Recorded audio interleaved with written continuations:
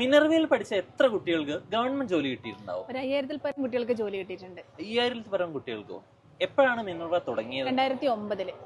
അതെ ഗൈസ്, 2009-ൽ തുടങ്ങി. ഇത്രയും കാലം കൊണ്ട് 5000-ൽ പരം കുട്ടികൾക്കാണ് ഇവിടെ നിന്ന് ഗവൺമെന്റ് ജോലി കിട്ടിയിട്ടുള്ളത്. അതായത് വയനാട്ടിലുള്ള ഏതൊരു ഗവൺമെന്റ് സ്ഥാപനം എടുത്ത് നോക്കുകയാണെങ്കിലും അവിടുത്തെ ഒരു ഗവൺമെന്റ് ഉദ്യോഗസ്ഥൻ ഇവിടത്തെ പൂർവ്വ വിദ്യാർത്ഥിയാണ്.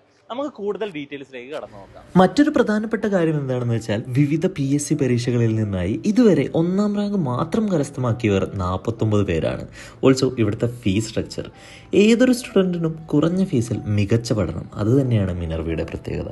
10th +2 ഡിഗ്രി ലെവൽ എക്സാംസിന്റെ ഗ്രൗണ്ട് ബാച്ച്, 2027-ൽ നടക്കാൻ പോകുന്ന LD ക്ലർക്കിന് വേണ്ടിയുള്ള ബാച്ചുകൾ, 2026-ൽ നടക്കാൻ പോകുന്ന LP UP സ്കൂൾ ടീച്ചർ എക്സാമിനേഷൻസിന്റെ ബാച്ചുകൾ, ഇപ്പോൾ വിജ്ഞാപനം ചെയ്ത ഹൈസ്കൂൾ ടീച്ചർ എക്സാംസിന്റെ വിവിധ വിഷയങ്ങളുടെ ബാച്ചുകൾ മിനർവയിൽ നടന്നുകൊണ്ടിരിക്കുന്നു. നല്ല നല്ല ഫാക്കൽറ്റീസ്, എക്സാംസ് ക്രാക്ക് ചെയ്യാൻ വേണ്ട മോഡൽ എക്സാംസ്, റിവിഷൻസ്, ഓരോ ബാച്ചുകൾക്കും ദിവസേന പ്രിന്റഡ് മെറ്റീരിയൽസും എക്സാംസും തുടങ്ങി എല്ലാവിധ മെറ്റീരിയൽസും അടങ്ങിയിട്ടുള്ള ഒരു ലൈബ്രറിയും മിനർവയിലുണ്ട്. കൂടാതെ ലക്ഷങ്ങൾ മുടക്കി പലരും കരസ്ഥമാക്കുന്ന ജോലിയായ ഹൈസ്കൂൾ ടീച്ചറിന്റെ പോസ്റ്റിലേക്കുള്ള ഒഴിവും വന്നിട്ടുണ്ട്.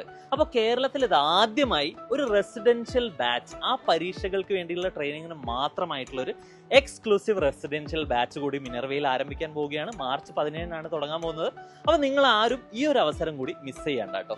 താങ്ക്